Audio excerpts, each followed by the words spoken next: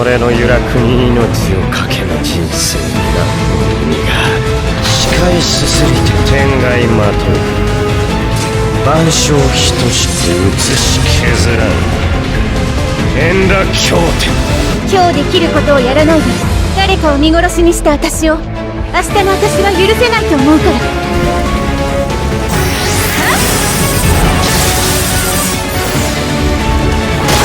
捕まえたトルメンタだメンテスで見据えな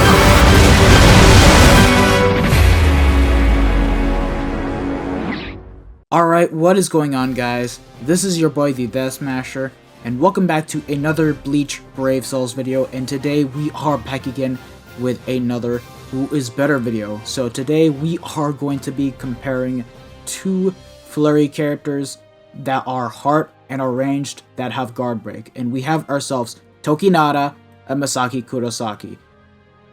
I'd never see the day that I would actually bring Tokinada again and literally compare him with Masaki, because this girl right here is basically the same as Tokinada, but actually has the no affiliation killer, but has a lot of extra stuff going for her, which is just all the more worth it to compare to this god right here. Like, bruh, when this character came out, he was the best character of all of 2019, and now a year later we get Masaki. Like, delicious. But anyways, let us go ahead and take a look at what they have in terms of stats and skills. Then we'll go into the gameplay, and then we'll briefly talk about the actual character's kit and go over the pros and cons for both of them. So starting off directly with Tokinada Tsunayashiro. Okay, hold on, let me go and remove this real quick, because my Masaki is 1 out of 5 with level 10 attack, so it'll be unfair. Don't worry, you can actually get that back. As you can see, my focus slot is at level 5, so yeah. Anyways, Tokinada is a no affiliation character with the Soul Reaper killer ability. So already for co-op content, he is immune to all killers, so he doesn't have to worry about anything and can pretty much snipe down everything. He does have the soul trait of a normal attack damage of 25%, so whether you use him as a playable character or as a link, it works in both ways. And in terms of stats, he does have 1100 stamina, attack at 773 base, keep in mind that his attack is at level 10, defense at 372, focus at 361, and an SP of 632. Soul Reaper killer, so you guys get the point. And then as we go ahead and take a look at what he has in terms of skills, he can boost, and he also has a transformation mechanic on his special, and upon using the special, he can also inflict weakening, allowing you to do even more damage to the boss and other mobs that are inflicted by weakening. And of course, the mags do change on the normal attacks as it goes from 120% to 150%. And the same thing goes for the strong attacks, where the mags change from 120% to 150%.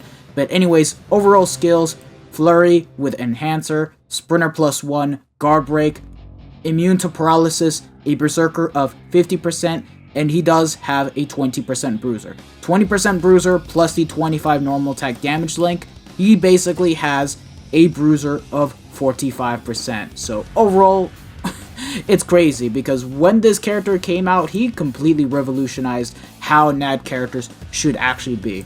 And with that being said, it is now time to go ahead and take a look at Masaki, because Masaki is literally the successor to Tokinada. So as we go and take a look at the actual stats and skills, she is a human/Quincy affiliated unit. Now, different content for Sinkamon quests, however, just like Tokinada, she is also immune to all killers for when actually bringing her in co-op IZ or Droplet Zone, as there are no raids where enemies have human, Quincy, or no affiliation killer. So both of these characters are completely set. And then her soul trait is a normal attack damage at 20%, which is kind of a nerf for when it comes to actually using this girl as an actual link, unless you don't have any better normal attack damage at 25% links, but I digress. No affiliation killer, okay, that's not too bad, because at the end of the day, this was needed for guild quests, and considering this character is a flurry character, killer will not matter as much, especially since, well, we need to get to the overall 6-star skills first. But anyways, taking a look at what Masaki has in terms of stats, she does have higher stats overall compared to Tokinada. she has 1,129 stamina, a base attack of 781, defense at 370, focus at 377, and an SP of 636. Now, the only unfortunate thing about her attacks is that this time around, she doesn't have a transformation mechanic. But that being said, she is still a ranged character, and she can also boost like Tokinada, but unlike Tokinada, she can also give herself 3 barriers upon using it and will last for 20 seconds along with a boost, which is overall really good, makes the use for autoing with her really good, and she does have an innate skill of freeze resistance. Okay, so it's different compared to paralysis immunity, but it still works regardless. And oh, would you look at that, she has a bruiser of 60%. 60 plus 20 equals 80. Okay, this is actually gonna be crazy because she's already hitting harder than Tokinada. She has a berserker of 50% with flurry, enhancer, sprinter plus 1, poise, guard break, and hit hidden enemies 100%. So already with Masaki, there is a clear advantage. Sure, she has the no affiliation killer, but the fact that she can already hit underground enemies without having to give her a Zeta pill is really good. And she also has poise, meaning that when it comes to actually autoing, she will not get staggered by anything, whether you get hit by the boss's special, or you basically get hit by an enemy unless it has a status element, you will not get stunned, which is crazy to think. But anyways, here is how we are going to build up both of the characters. Both of the characters will have the Chappie, Holobate, and their own respective 20% normal attack damage item, and the links are full-on triple 25% normal attack damage links because we want to make the best use that we can out of the actual accessories and links. And sure, this inheritance zone does have underground enemies, but it is also to demonstrate the difference between Tokinada and Masaki in terms of overall DPS that they can dish out. So anyways, let us go ahead and get right into the actual raids and see how well they both perform.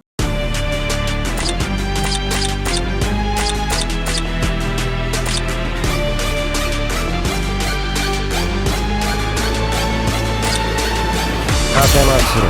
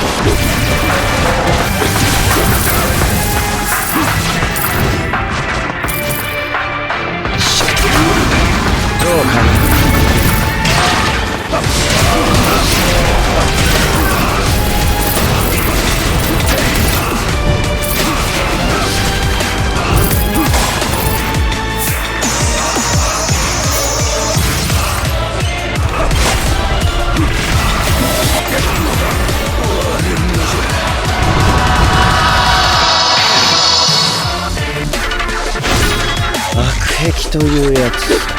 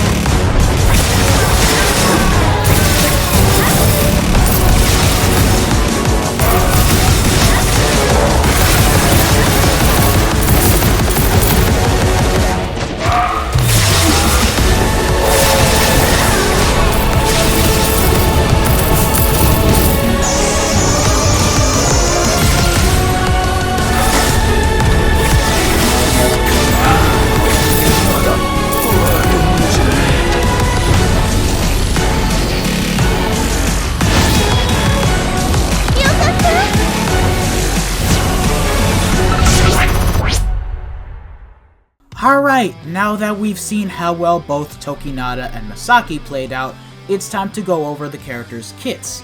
Oh wait, they weren't included in the gameplay. Which is why I have this clip right here that shows their kits. Masaki has the same typical multiple nat string where it hits once and kills. Sometimes it does need to hit a couple more times, but going back on the point, it's the same nat string as Tokinada, so no problem at all. I did wish she had the same nat string as Lige Baro, that is melee collision, but I digress. Now, as for their strong attacks, Masaki has the terrible ranged collision SA1, where it's an 18% mag pushback attack. It's the same SA1 as Aura, Remy, and 5th Anniversary Byakuya. Her second strong attack is an 800 radius AoE distant attack that not only hits the enemies that are in front of her, but also boosts herself and gives out barriers to her and her teammates. SA3 is full screen 1000 radius. Now Tokinada, on the other hand, has the 2500 length beam on the SA1. SA2 is the range collision vortex pushback that, upon activating it, boosts himself and his teammates. Doesn't give out barriers, unfortunately. SA3 is full screen 1000 radius. Tokinada, upon using his special, he does inflict weakening on it and transforms, changing the max of both his normal attacks and his strong attacks from 120% to 150%, allowing you to do more damage, something that Masaki doesn't have. Yo, I didn't expect to be so in-depth on the kit, but there you guys have it. Now let us get on with the pros and cons. Starting it off with Tokinada's pros, more damage against Soul Reapers. Masaki may have the higher mags and can do higher numbers than him on anything that isn't a Soul Reaper, but when you use Tokinada in content where the enemies are Soul Reapers, Tokinada just outperforms her for when it comes to overall damage against just the Soul Reapers.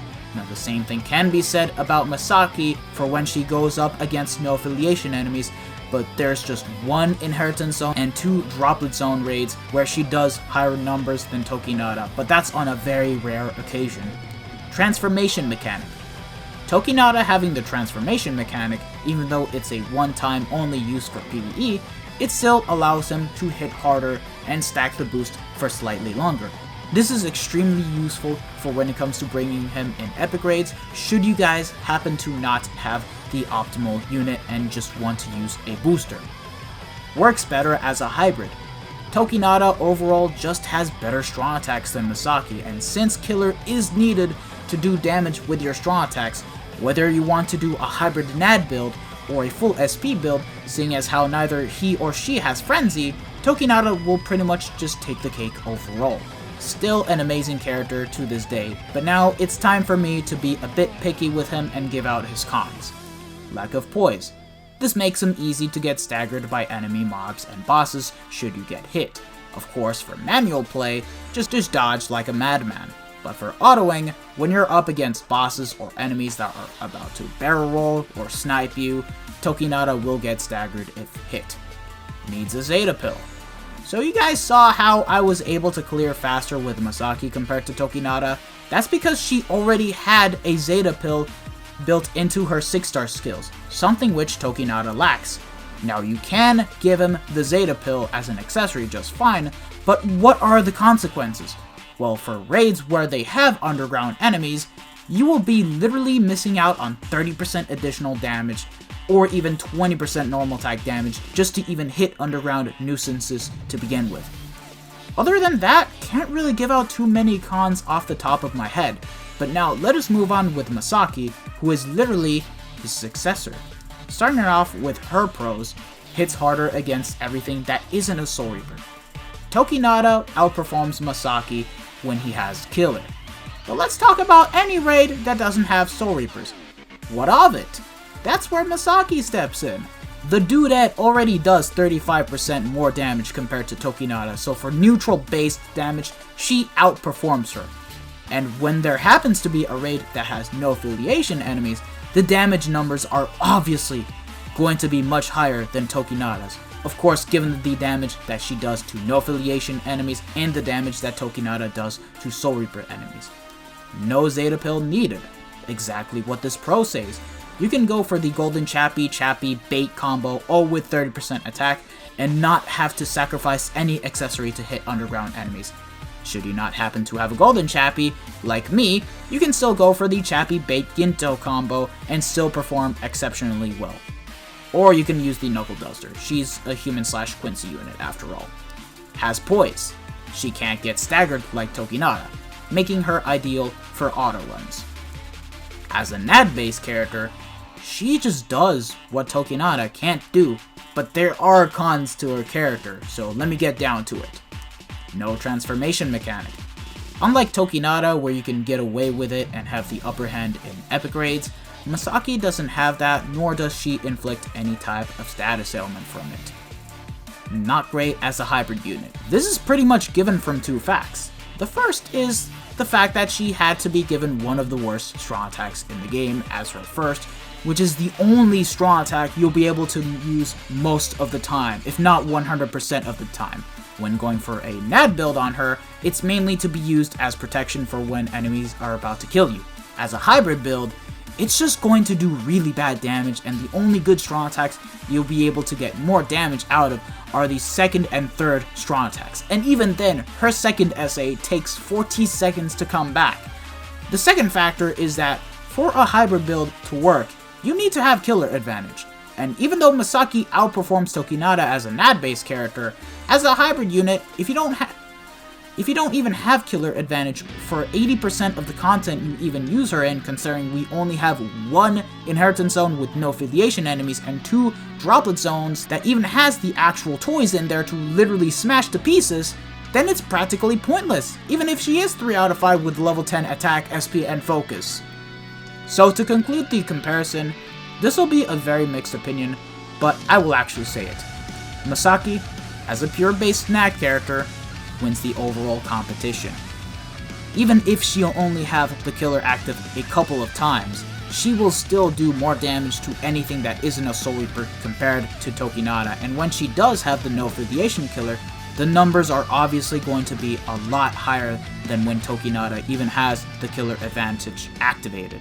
Now Tokinada is still amazing, and is still classified as an S+ character, so do not let Masaki fool you into thinking that he is useless at all. Matter of fact, in epic raids, he will actually take more of a shine in there because of the transformation mechanic, which will just be a big benefit to the team in terms of getting more damage done in. And once again, he will work better as a hybrid unit due to having better strong attacks. So there's that going for him, for those who don't want to run him as a pure-based NAD character unlike Masaki. Other than that, just go for whomever you like playing as the most. I personally like both and enjoy playing as both.